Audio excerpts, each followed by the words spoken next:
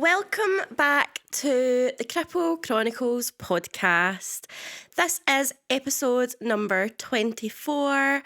Oh, nearly quarter way to 100.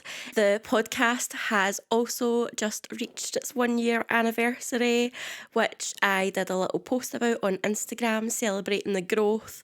There might be some little squeaks and creaks through some parts of today's episode because it's a bit of a mishmash. I will get into that in a second because I'm just totally getting sidetracked because I've not got a script today. So, nearly a quarter way to 100 with the episodes, just celebrated the 1 year anniversary. My name is Becca. If this is the first time you are watching this podcast, there is plenty of episodes for you to catch up on, especially the story of how I am sitting here with one leg, if you're really interested to know. Today's episode was one I've been procrastinating a little, I would say, because I recorded it in separate parts and I forgot to record audio on the microphone in one part, and I was going out to do things and trying to get it done, and it ended up being a lot longer than I was planning it to be. Realistically, my representation episodes was meant to be split into two. Visible representation. Well, to be honest, I actually wanted to do it all as one video, but then I thought visible representation and then representation of more hidden disabilities and how that is played out in society, media, social media, all kinds of things like that. What my thinking was on that kind of thing. However, I then started to record the first part and I was looking at the research I put into the podcast. Me talking through my research ended up being about 45 minutes long. Within this, I also discuss the traitors and some little things about Big Brother. So I am going to put parts of that in. However, I've left out the parts which were poorly recorded, and I am going to re-record that episode. So that will be the next episode, which is representation of more visible disabilities.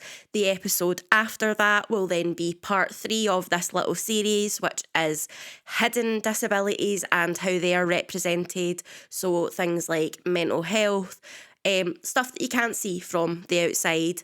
And then as I was lying in bed the other day, kind of thinking through this idea and plan I have a part number 4, which is going to be looking at there was a bit of controversy with Victoria's Secret models and disability modelling, and it was also round about the time where there was going to be a wheelchair user on Strictly Come Dancing. So I wanted to do my research into that and also make that part 4. And I think that for now is going to be the final part. I might end up adding parts later on when it comes to representation, maybe some things that you suggest, who knows. But today is going to be a bit of a mishmash of the episode that I've already recorded and some comments that I wanted to make when I was going through and editing the bits that I could. And then it's also got some podcast stuff from BBC Sounds at the end.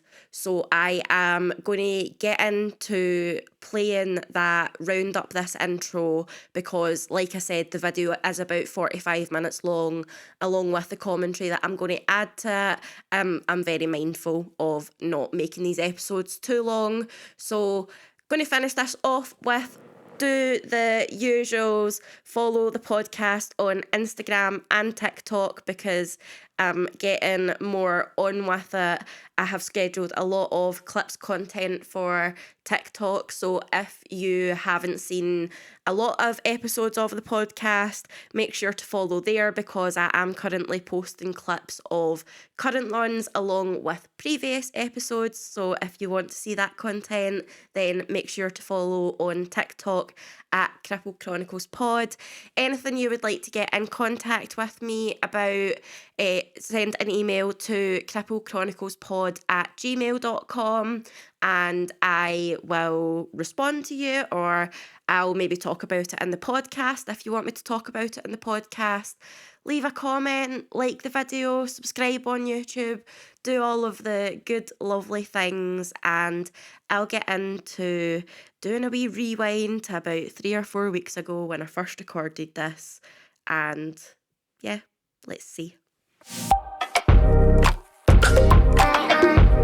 When I was trying to research to do this video, I put research into it, obviously. That's kind of in the sentence that I just said. But if you're watching along on YouTube, I am going to put a video on the screen of my screen recording when I was looking for research. If you are listening, I am going to talk through it as we go through it, because I found this really difficult, and there was a lot of things that came up when I was really trying to search for things that weren't related. And I know that there are ways that you can use Google and YouTube and put quotations and things and have more tailored searches, which I am definitely going to try and do in future to see if that makes things easier for me. However, this is kind of how difficult it is to find accessibility information. So I was initially looking for representation about Big Brother, because in the last season of Big Brother, there had been a few disabled contestants. There was a guy who was an amputee, and there was also a woman who used a mobility scooter. And I actually tuned into maybe 1 or 2 episodes of this Big Brother because these people were very quick to get put out.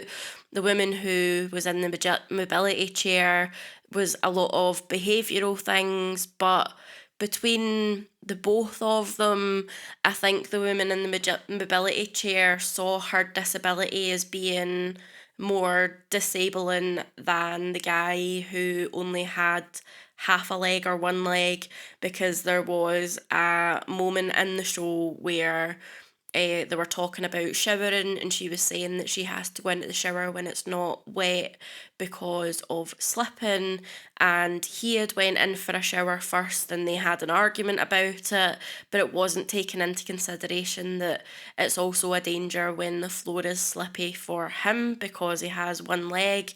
And I wanted to find out if there had really been people speaking about this. So there was one person who I had kind of saw a video about Big Brother, and I didn't click on it because I had actually saw their video about the traitors, and it was more kind of talking about neurodiversity in that, and because I was doing an episode on visible disabilities, it was kind of more difficult. So I then kind of tried to search for the representation on the traitors, and this video comes up at the top. You can see I watched a bit of it.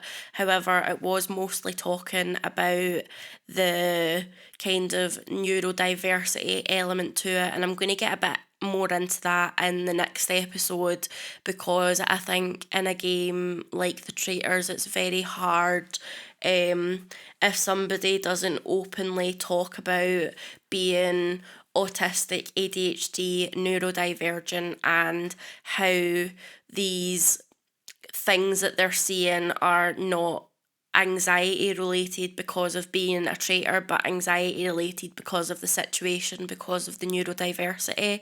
And I know on the TV we only see like a small section of things, so it is very difficult to judge, but I want to get more into that next episode.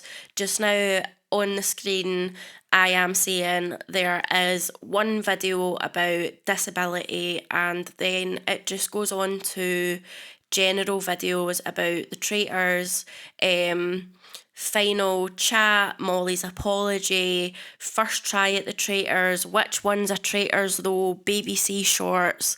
And I thought maybe it was just a case that these were more views, because the traitors one's like 90,000 views, but the short has only got 5,500, and I thought, okay, maybe if I change the filter to upload date, when I did that, it then just didn't show any results at all, which was odd. So I went back to relevance, and then I just tried kind of searching for representation. Again, very odd. The top video that comes up is how to win the traitors. That isn't the most viewed video because the two videos underneath it are the BBC's first try at the traitors, the video that was on the last search result, and also who won the traitors. And that one has nearly 150,000 views, but it's number 3 on the search. And the reason I'm bringing this up is because none of these are related to representation. And as I scroll further down, I think I see that none of these are really related to representation. I decided to click on recently uploaded to see if there was maybe more recent videos that were talking about disability representation on the traitors, and they just weren't being shown because they didn't have as many views. However, when we look at it, it's talking about season 2, episode 7, a division amongst the house, an explosive Dan Schneider documentary. Dan Schneider, I'm pretty sure, is a guy that did a lot of stuff on Nickelodeon. Then it talks again, there's an episode about season 2, episode 7 of the American traitors, other videos just about what has happened on the traitors. Then that was a very, very weird one that we just went past there, talking about Republican voters. That's American and not even related to the traitors or representation, unless you're like relating that to like representation in politics, but like that's a stretch. Then Larissa Pippen and Marcus Johnston seemingly split up. What has that got to do with what I searched for? Like, it is so difficult to find things. So then I searched Big Brother representation, looking at all. We then get a little bit more that is representation related. However, it isn't quite what I'm looking for. I was looking for disability representation and representation of different ethnicities and different sexualities, sexual identities are all valid in the range of representation. I am not saying that at all, but since this is a podcast about disability, I was more looking for disability representation. So we've got queer representation, bigots, talking about racism drama, the TV show that changed everything, Big Brother, homophobia, more things about gay contestants. And then we have a few videos which are audio described videos for people going into the Big Brother house, which is very good, but it is wild that it is so far down the list that where those audio formats come up of the videos. Like, it should definitely, those should be one of the top search results, not like, it's hard though, because I was going to say not about queer representation and stuff, but that's then me taking away from the point which I said before, which isn't what I mean. I guess I didn't search for disability representation on that search, so I can't exactly say that it should have been at the top because I didn't specifically search for that, which is on me. So then I decided to Google representation in the traitors, and it was talking about Cummins, who is the producer of the traitors, and they had said about they wanted more LGBTQ plus representation in the future. Feel like they could do better in terms of the queer representation, and there's usually very diverse casting, but not in terms of LGBTQ, which I can totally see. However, it then goes down later on in the search results to saying that, I zoomed in on it here, on top of wanting more queer representation, he wants Beyonce on the show. Like, Okay, that was a bit of a weird one to me. So I then opened that to see what it was about, but it was basically a useless hole for me to fall down.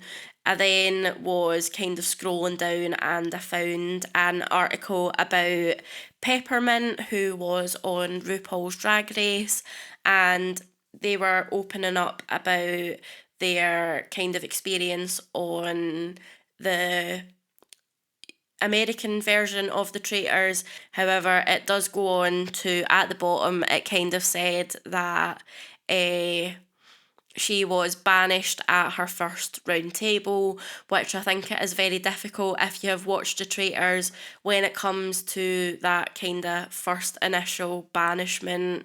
You're not really sure of the things that you're looking for in people. You're trying to identify changes in people from when you first got there to now being at this point, and I think it's very difficult to actually have any kind of solid evidence to go off of in that.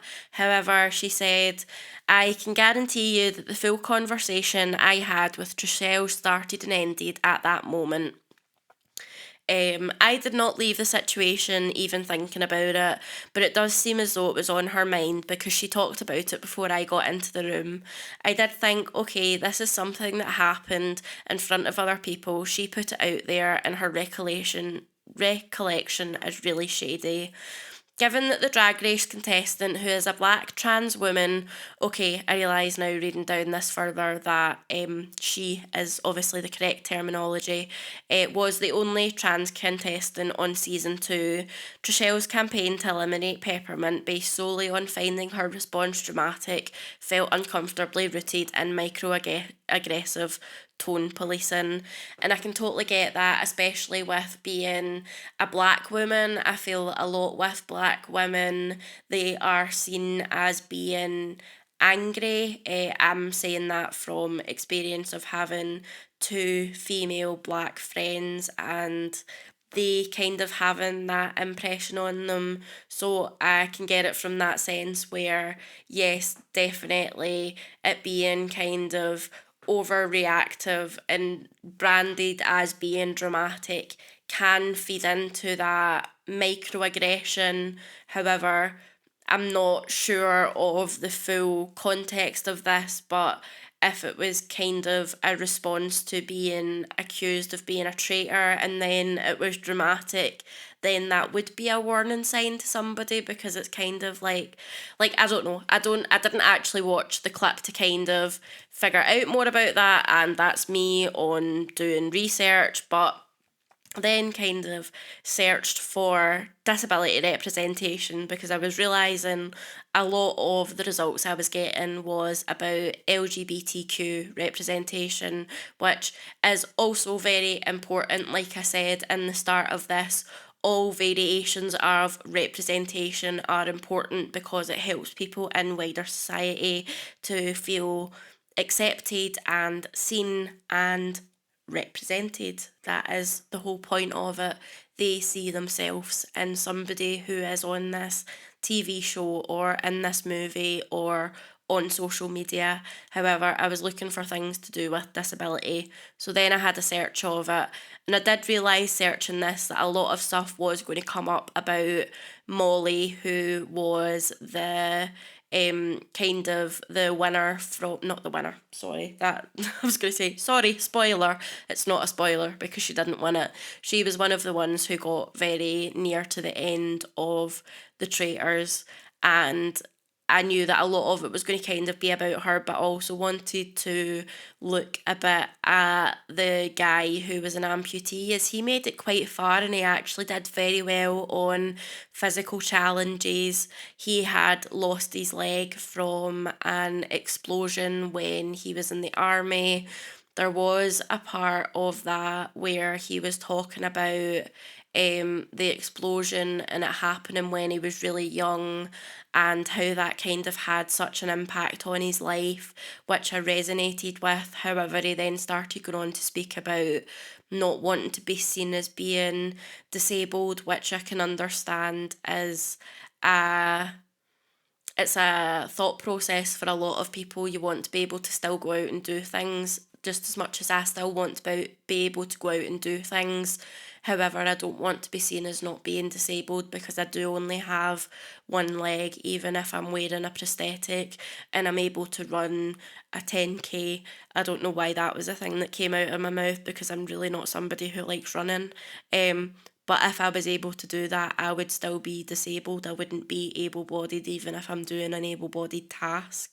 And I feel like there's a bit of that where I've actually got a video later talking about Me Before You, because I know there was a lot of controversy about that in the media, about how it portrayed disability and not really having a life after being disabled. And I remember reading the book, but my memory's so patchy that I can't really remember a massive part of it. And I did enjoy the movie. However, I am thinking about watching it back and taking some notes. And if I have enough to speak on, then I'm going to make a little podcast episode, which will be a bit like a video essay talking about Me Before You and why it is potentially harmful in the way that disability is kind of represented in that. And I felt a little bit like that with the traitors when he was talking about not wanting to be seen as being disabled. To me, it just gave me a bit of a pang of sadness that it felt like it was still being shown as being disabled was in some way negative. Everyone said I was so different when I came back from training. I knew who I was at that point and I came out of my shell basically. I was 21 years old, I felt invincible, I felt I could take on the world, and to suddenly be disabled, I felt very, very weak. Johnny works harder than people in every challenge, and he has his challenge already before he's even set foot on any mission.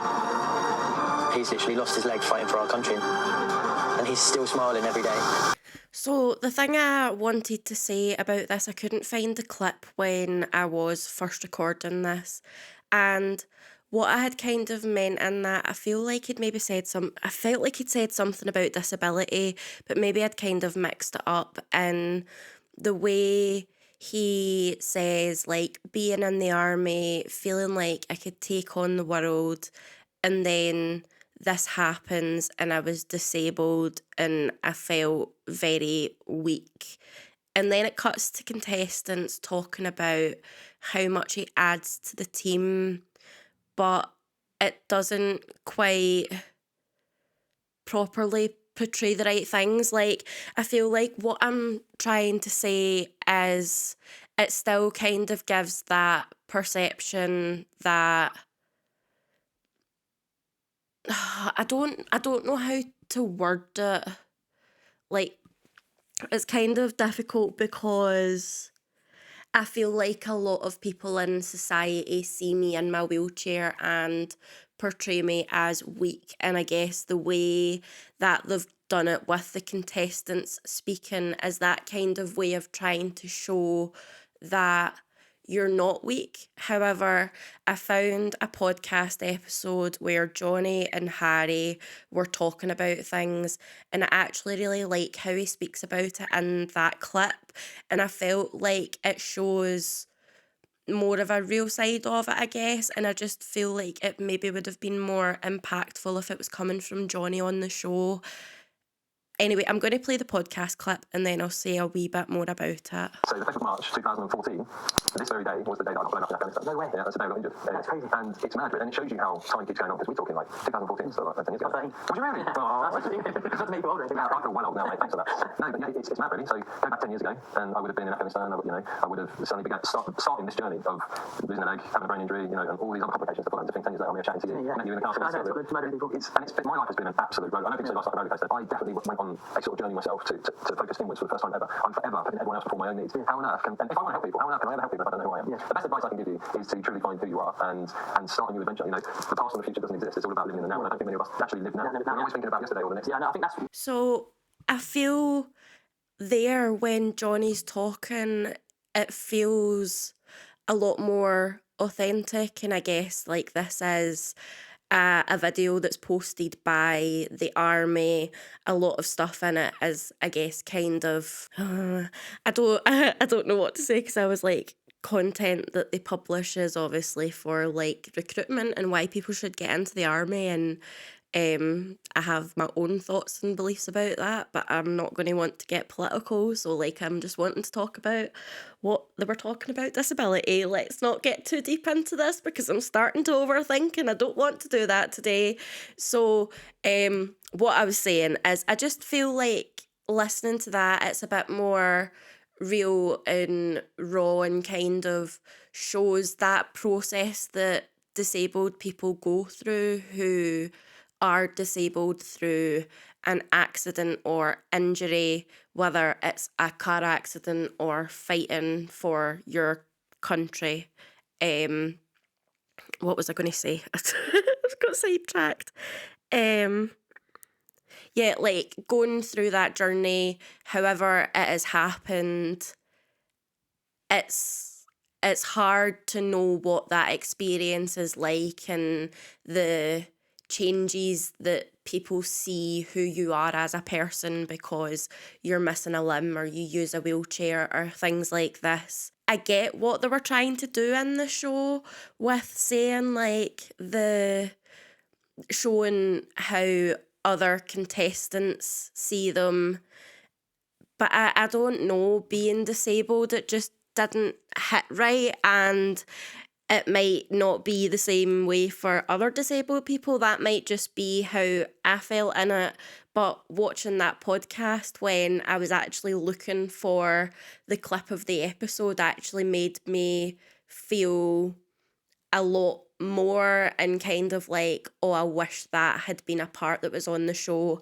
And I get it that it's television and everything's quite snappy and cut together to keep people's attention and stuff, but I don't know, that was just my thoughts on it, I guess. Having the other side of seeing Molly, who has a stoma bag. I was going to say Crohn's, but I don't know if it is Crohn's, and I don't want to say the wrong thing. And she was also born with limb difference, and she was a model with limb difference, and she was very open about her disability and how it impacts her, and I just felt like there was quite a contrast on that, but I'm not sure if it was just me, and that's kind of why I wanted to look for other perspectives. I'm going to come back to speaking a bit more about Molly later on from the Traitors. However, I did find an article about why disabled people in the Traitors shows ableist attitudes are still alive, and this article was regarding the first season of the Traitors. I think it was the first season. I'm not sure. It was the season where Nikki was on it. She was a woman who was an amputee. She lost her car in a hand accident. Wow. She lost her hand in a car accident. That was a wild thing.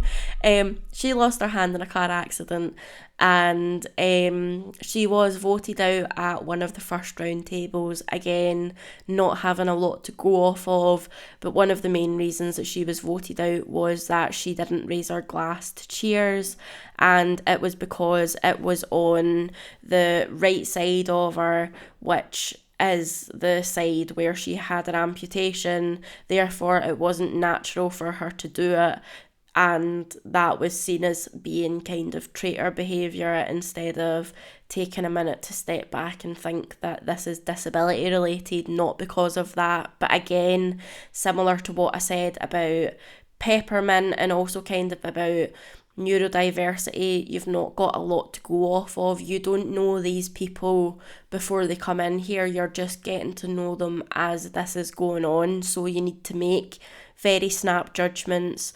And I think in a way it actually shows what life is like on the outside world in a larger scale, that these are perceptions that people have of disabled people, and I think that is also very important to show.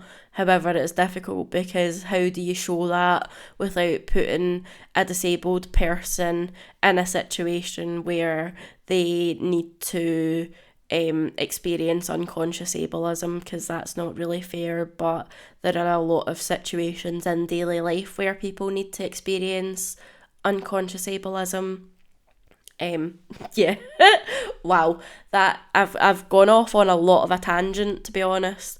I really thought that it wasn't going to take me as long to look through this video, but that's how today's going. So I then thought, with running into these kind of barriers when searching on YouTube and searching on Google, how about I do a little Google search and I look for traitors, representation, disability, UK, Reddit, because Reddit has a lot of people who have a lot of opinions. So let's see what they had to say on things.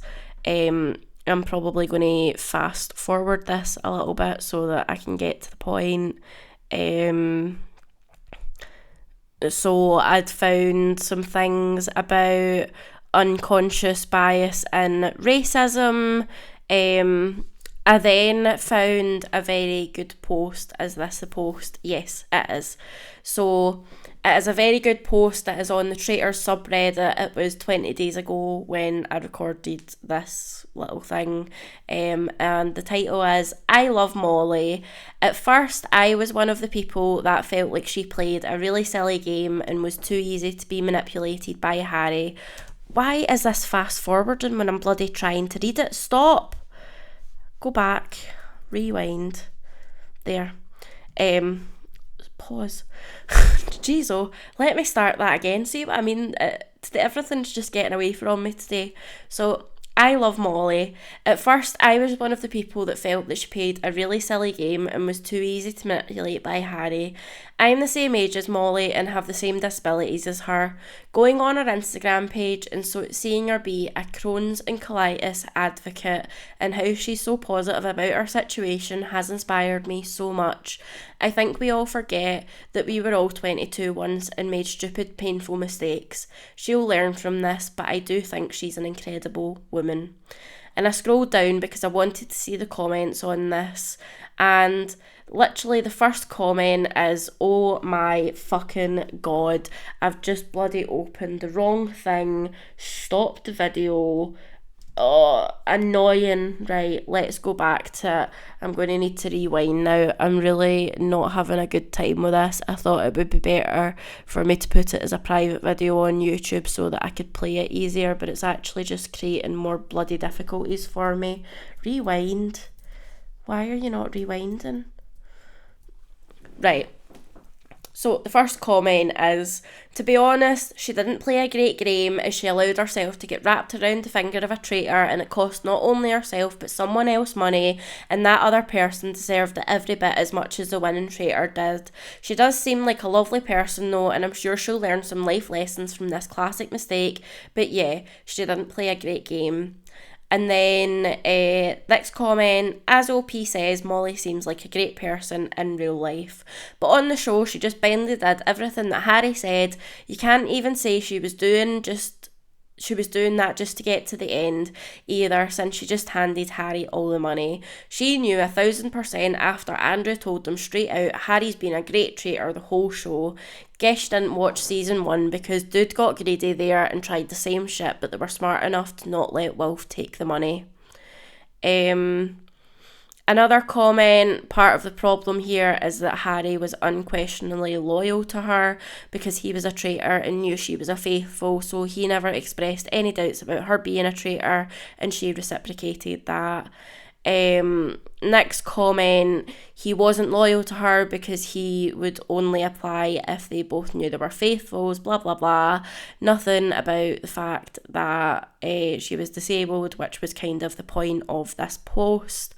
And Again, just so many comments. This one, he lied the whole time and took advantage of a disabled girl. Then at the end, when he had an opportunity to say, I'm so sorry, or share the money or anything, he was just too proud of himself. Let's remember that he wanted to be a traitor too. And I think it's very good in remembering that that's part of the game. He was there to manipulate her, to win the money, to take it all. And I think it's very unfortunate that a lot of people in these comments were just tearing Molly to shreds and not actually realising what the point of this was. It was then 19 days ago, there was the comment that said, lol, what is with these comments? Not staying on track with what OP was saying. She is saying, I love Molly as a person for being an advocate and being positive, and the response is, her game. Did you see her game?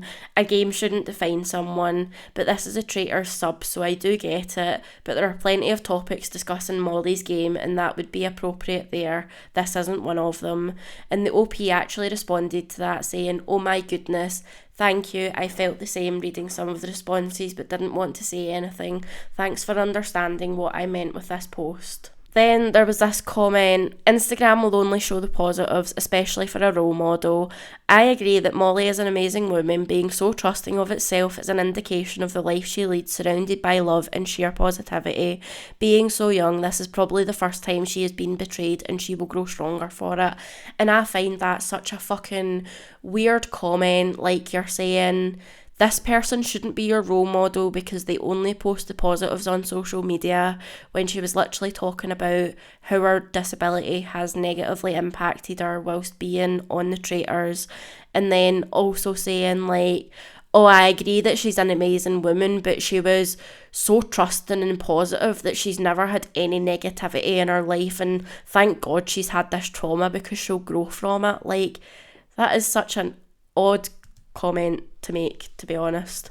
I did another bit of little research, and this is one of the last comments that I'm going to read from doing this research before I get into the rest of the notes that I have on representation. So this comment was 2 days after this was posted, and YouTube again has just went forward and bloody played my video, but here we go, paused. So much this. I've spent the last 10 years on the verge of having a stoma, and it hasn't happened for various reasons. What most people don't understand is that when you sit down with a stoma nurse to discuss this massively life-changing procedure, they basically show you a diagram of what the stoma will look like and show you how to attach the bag. It feels like you've stepped out of your life and into some crazy parallel universe where people don't sit on toilets. Now every stoma nurse in the country can ask, did you see Molly on the traitors? And every patient will see someone leading a full life. That is such a huge thing. There have been influencers talking about stomas for a while, but never someone on a huge prime TV show. This was the first of all versions of the traitors I've watched where the last faithful was a sympathetic character. Seeing someone so sweet suffer such public humiliation and so much abuse has been difficult. But really, what are her faults? Too kind, too trusting, too nice. Ultimately, under huge pressure, she made the decision to risk winning nothing rather than costing her friend $33,000 by being wrong, or right, I guess, about him. Sure, it worked out terribly in this show format, but wouldn't you rather see someone with all of her qualities in a friend? I think she's a hero. All the abuse and hate towards her sickens me, and I hope she gets a ton of work modelling and presenting, because I want to see so much more of her on our screens. And I actually think it was maybe a response to this where it had said, yeah, good for her, but what about one of the last guys it put out? Or maybe that was a comment on a different one. But that was kind of the trouble I had trying to find representation research for the traitors. And it was really difficult because I wanted to be able to find like people who had opinions about what the representation was like and did they feel represented, and how has that had an impact on their life and living with a disability. Is it any easier to explain what you go through because there's somebody on the TV who has the same disability as you? Like in that comment that I just read at the end there, lots of stoma nurses across the country can now say, did you see Molly on the Traitors? And that is representation of somebody that is living with their life fully and having a disability. Funnily enough, whilst I was writing the notes for this episode, I had put on some TV on the background. I had BBC iPlayer on, and it was the wheel that was on, and I noticed that Alex Brooker was on it, and I quite like the last leg and what they do. And then the second contestant that had just came up when I was writing this was a double amputee, and I found it really funny because Michael McIntyre had asked about his legs and he said there is not a lot of them, which is just my kind of humour. And he lost his legs from meningitis and septicemia, and Alex Brooker had made a comment of like, damn, it's not often that I'm in a room and somebody's story kind of outshines me, like, damn, I was just born with it. And it was nice to see people be able to kind of joke about disability. However, I then kind of noticed a common theme that anytime things were playing after it, it was people who had disabilities, which I am obviously not against, because this whole episode is talking about how representation is such a positive thing.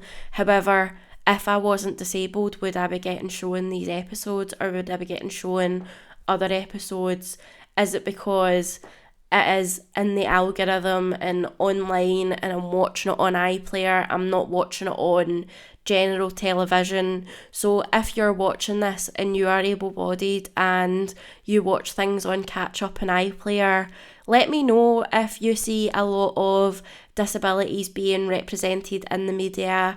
Is this an increase that people who are able-bodied are also seeing disabled people, or is this something that is being recorded and just pushed out to disabled people on platforms where it is online and you know this person is disabled? Because to that, for me, it's a good thing, but it's also slightly problematic, because it's a good thing because I'm seeing the representation. It is directed towards me because it is somebody who is in a wheelchair or who has had an amputation, and it is being shown to me because I live with those things, and the data points on the internet show me as living with these things. However, are people who don't have experiences seeing this content as well and being able to hear disabled voices, or is it just put towards me? Because the weirdest thing I have to have seen was I was getting a lot more advertisements with people who were disabled, and the oddest one was, I think it was like a Toyota advert, and it was of an amputee, and I tried to Google it and find the advert and I couldn't find anything about it.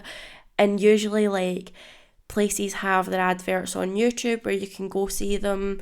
There's something written about their advert and having disability representation on a website or something, a news article, but there was absolutely nothing. And that was the thing that kind of tweaked my head to be like, am I being like conspiracy theorist here, or are they literally recording like adverts with disabled people just to show to disabled people and showing different adverts to able-bodied people? Because that is wild. That is really wild.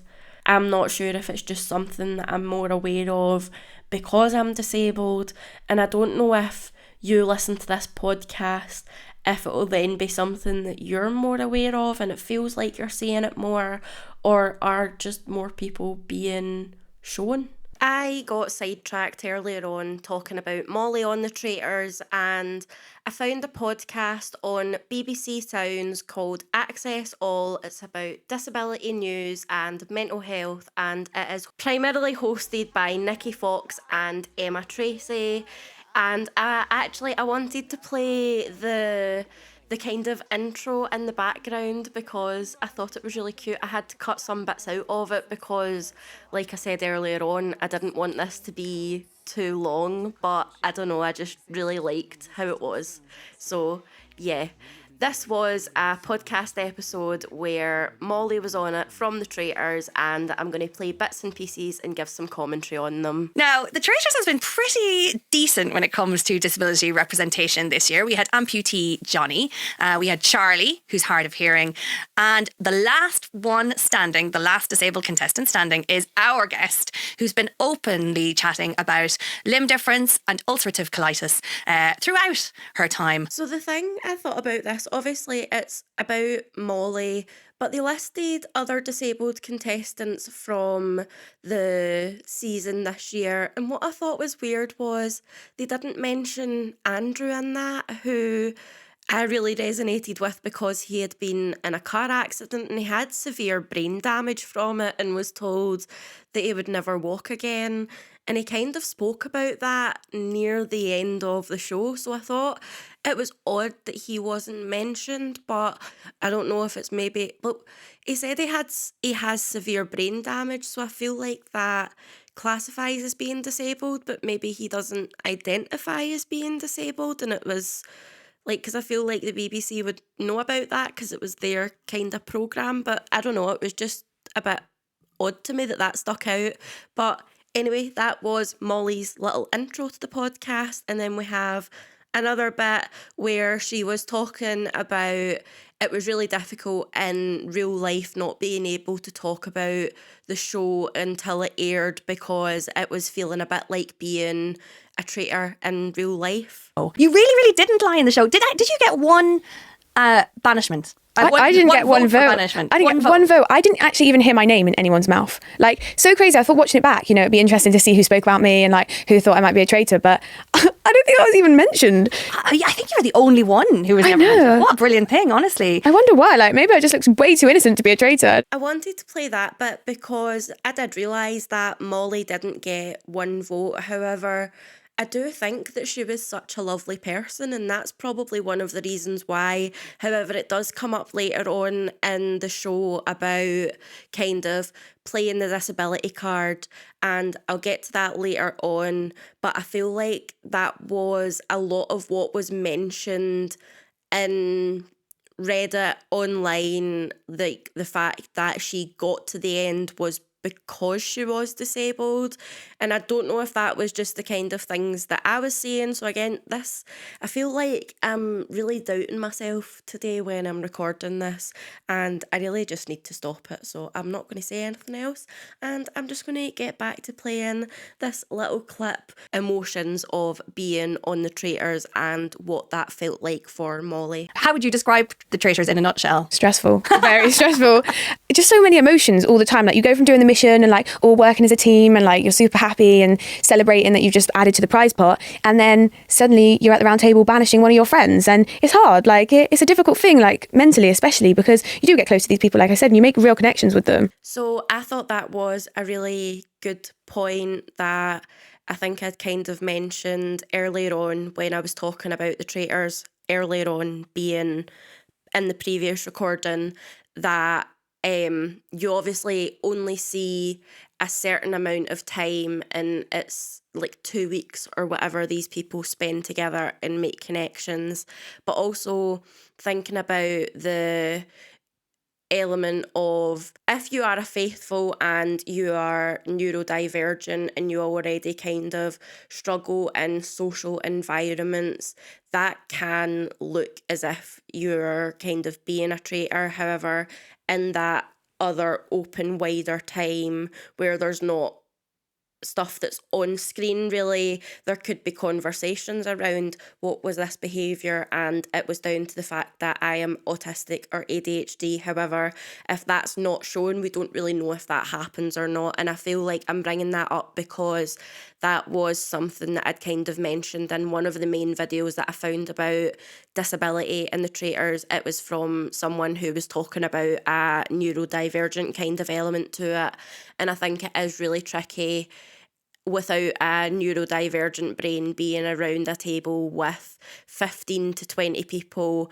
and just having to take a shot in the dark at who it might be because of how they're acting. They don't know who you are before this, and even in the 2 weeks' time, they still don't fully know, kind of thing. So what I really liked about this, they were kind of talking about how it being stressful and do you get support for your mental health as it sounds really stressful.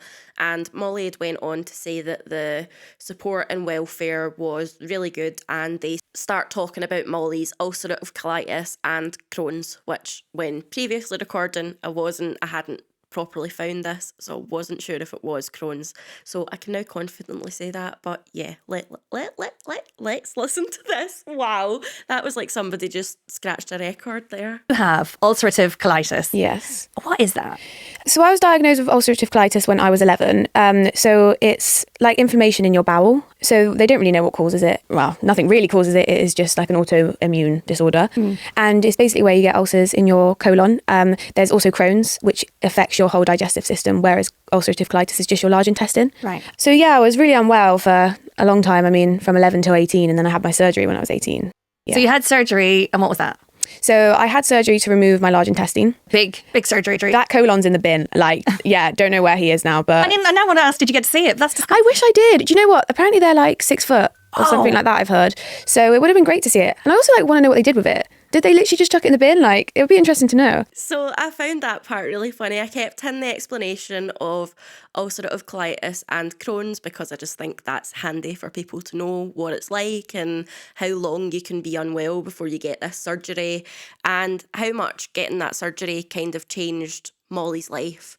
But it just made me laugh when she was talking about, like, they just chucked it in the bin, probably did whatever with it. Like, it makes me really interested to know. A lot of people ask me that about my leg, like, what did they do with it? And I'm like, I don't know, they burnt it in a fire somewhere. Like, I'm guessing the hospital just incinerate it. When I got one of my grafts, I got a bone graft in my knee when I was growing some of my bones, and that came from a bone bank, which is like a blood bank, and that was really interesting to me, and I'd started thinking about that, and I was like, oh my god, what if they took my leg and they used the pieces of the bone and they donated them to the bone bank, and then other people got to benefit from the pieces of my bone. But then I was like, well, my bone wasn't even stable enough to not snap on me, so it probably wouldn't be much use to other people, so I'd just go for it was probably incinerated. But there's quite a lot of people that ask me, like, did you not get to keep it, or like keep one of your toes or something? And I'm like a spooky bitch, but I'm not that spooky. I'm not gonna have like an urn or like one of those pedestal things at, what is it called, like a table? Oh my god, it's not just a table, like a ritual thing for my toe. Ritual sounds really wild. It's not what I mean. Memorandum? No, that's what you get when you go to a funeral. Wow, my brain's really not working today. I think you're kind of getting the picture of what I mean. I don't want something where I've got it like just there to be like in memory of my leg that once was. No, thank you. Anyway, back to the podcast. We are here now getting on to talking about the stoma bag and how that can be challenging, and how sometimes it was challenging in the traitors, and what Molly had done previously before going on the traitors that helped her kind of prepare for that. Worried about it? I think for me, because I was so poorly before, my stoma has like completely altered my life in the best way. Like, it's given me the option to go do these things, whereas when I was suffering with ulcerative colitis, I couldn't be away from a toilet. So I would never have been able to do their missions in the middle of a field or the middle of a lock in Inverness. I would have my life heavily relied on a toilet before my surgery. So actually having a stoma bag is the best thing I've ever done.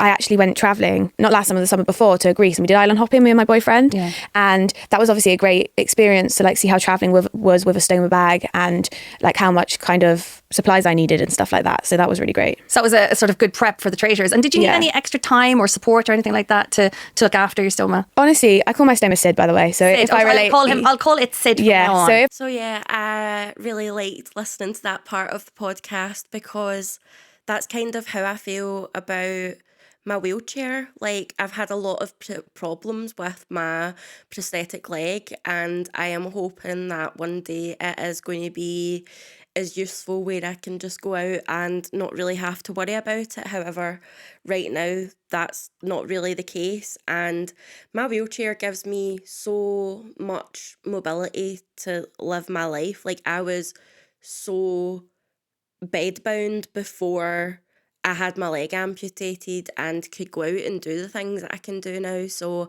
I might not have a leg that is attached to me, and I might not have a prosthetic that I can wear, but I can still go out and explore and do things. And that's something that's really important that I think a lot of people don't recognise when they see me using my crutches and things like that, and say, well, why don't you just use them all the time? Because it's not the best thing for my body. And if you're not a medical professional involved in my care, then it's not really any of your business, is it? Anyway, going back to talking about Sid the stoma, and yeah.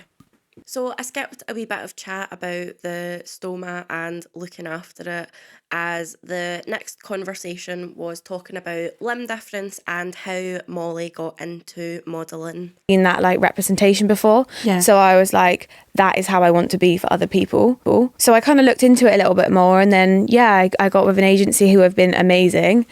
And then obviously I had my surgery at 18, and I was like, well, let's just model for this as well. Like, why not? Like, double whammy. Who doesn't want someone with one hand and a stoma bag, you know? That is really... I love that. Like, I love that so much. And that is exactly why I wanted to take time to speak about representation. Why, to a lot of people, it might look like I don't shut the fuck up about my disability or how I need to live my life, but that's because it comes with its challenges and it's not spoken about enough. And if just one person hears me speaking about the challenges that I have faced in my life and they get something from it and they feel less alone, then that is better than me sitting in my room and shutting up and being quiet, because there is so many people that exist that want to do things that feel like they can't because they've never seen the representation. And that is so important for not even just children everywhere that are disabled or different in some kind of way, but for all adults too, because the adults that didn't get that representation as a child still deserve it as adults. They still deserve to see that they can do whatever they put their mind to, and it shouldn't be discriminated against. Full stop. What was your favourite challenge? I loved the cat pot mission. I think we all became like really close on that mission. Tell us about that. So that was quite a physical mission, actually. We started at the castle and we had to basically collect all these objects to build the catapult at the finish line, which was a long way away. And yeah, it was a lot of teamwork involved because there was a lot of things to carry. It was super physical. There was a lot of hills, but we all kind of cheered each other on. And when people did start to struggle, like, we just all helped each other.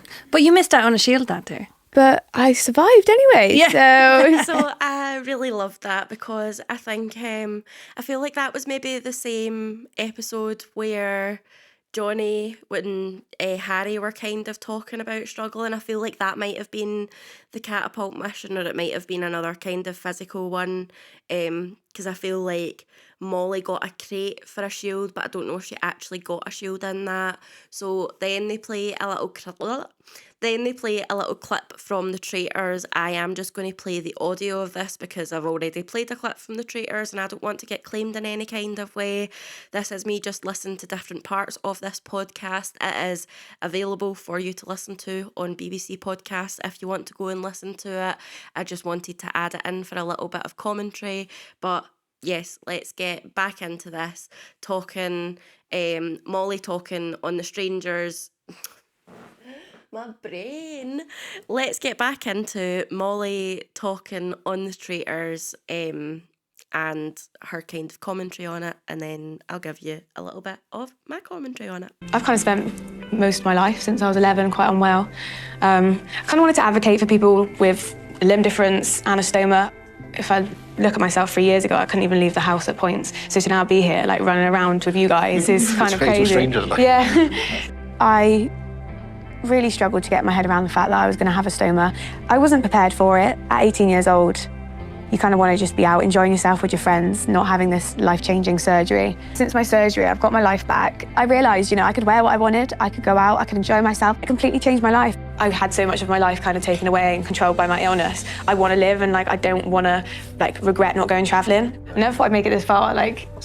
And again, I've picked out a lot of pieces from this podcast because I really like them, and I think it fits into what I was trying to find on why representation is so important for people. Very much relating to the fact that for quite a while I was bedbound and I couldn't leave the house, and I think sometimes something as drastic as amputation, as much as it's scary, it has completely changed my life in the best way possible because I can actually live again, and that's all I want to do. God, no. I was preparing myself to be the first to go. Me and my parents were like, don't worry, no matter what happens, even if we see you in 2 days, I love the way parents manage your expectations. Yeah, I know. But the thing is, you do have to go in with the mindset that you could. So I really like that part as well, where it was talking about managing expectations, and look, if you go and you come back in 2 days, we'll still be so proud of you. We'll still know that you've done so well because you've put yourself out there and you've done that shit. That is so important to hear from the people around you. Yes, it is very important to be proud of yourself, and I feel a lot of pride in myself for the things that I've achieved, but it is so nice to have the people around you who also look at your achievements and know who you are as a person and say, I'm really proud of you for doing that. I'm really proud of you for getting this far, because it's just a really warm feeling. The next bit on the podcast is after they were talking about parents' expectations and the traitors clip, it was showing Molly talking about how unwell she was, and this is the part where it's asked if she was maybe playing the disability card a little bit, and this is Molly's response to it. She starts it off by kind of saying this was near the end, it was a nice point, we were all kind of sharing the things that we were going through. Yeah, and I'm so happy I did, because I think for a lot of people, especially with Crohn's and colitis, it can be such a hidden disease just because it is a bit of a taboo. Yeah. And it's just nice to show the world that it is a thing and a lot of people suffer from it, and you can be any age as well when you have a stoma bag. I think a lot of people think it's an older generation, but yeah, the younger generation also it does affect. Is there a little bit of playing the disability card at the end just to make sure you got through as far as you could do? Honestly, no. I think a lot of people knew my story anyway. We'd all spoken a lot, but I mean, if that is it and it worked, then yay, go me. But no, I don't think it was really like that. I think we just had a really nice dinner, and we just all decided at that point it was a good time to open up, and it was nice. So that was kind of what I'd said before that. It was just a natural point where they were sharing about things. It wasn't any kind of thing for playing it to be I want to win, but also that way of do you know what, see if people looked at me and they did think that way, then yay me, whatever, go, because that wasn't my intention, but it still got me to be in the last two, and that's pretty amazing.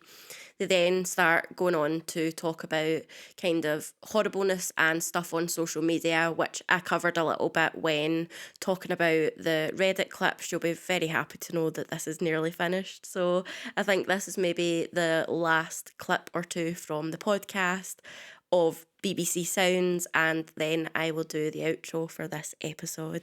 There's been a bit of horribleness on social media about the choices you made on the last episode, but generally what's been the reaction from your stomates, so other people with stomas and other people online? I think it's been amazing for them to see someone on their TV with a stoma bag, because like I said, it can be a bit of a taboo. And I think it's super important as well that we do advocate for it, and we do show people that anyone can have a stoma. Like, you could see someone on the street and you would have no idea what they're going through.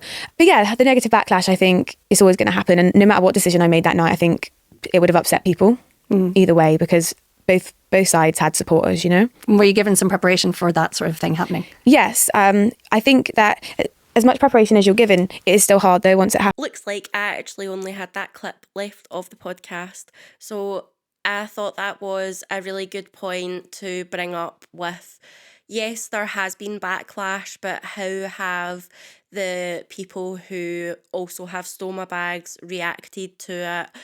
And it made me think back to that comment on Reddit of nurses being able to say, did you see Molly on the Traitors, and having that representation of somebody who has had to go through this and struggle for a really long time, and then this operation has changed their life, because it can be really scary, and if you don't see the good sides of it, sometimes it just feels like you're in darkness. And I feel like for me, with the Lazarov frame and the support group that I managed to find, that was really good for me, because although there was people asking advice when things were going wrong, there was also people who were sharing their recovery stories. And when I reach milestones, I still go back in and I share my little recovery wins, because there might be people in that group who end up losing a limb from having an Lazarov frame, and I want them to know that life still goes on after that, because for a time I thought if I lost my leg that my life wouldn't continue on. So that has been today's episode on some representation research, some chat about the Traitors, and also kind of adding in my personal experience.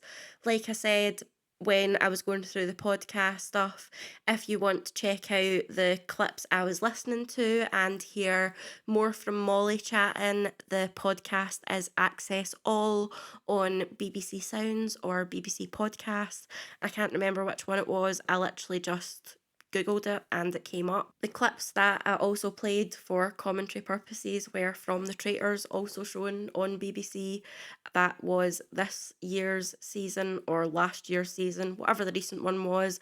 I think it was season number 2. So if you're more interested in watching how Molly got on and other disabled contestants, I know I've kind of ruined some things for you, but it's there for you to watch it. Next week's episode, 2 weeks' time's episode, is going to be on visible representation or representation of visible disabilities, and then we're going to look at representation of less visible or hidden disabilities. I hope you have a lovely fortnight, whatever you are getting up to. Please look after yourselves and have a nice time. Goodbye. Bye. I still felt like I had to end it how I normally do, and now I've just ruined it anyway. So yeah, whatever.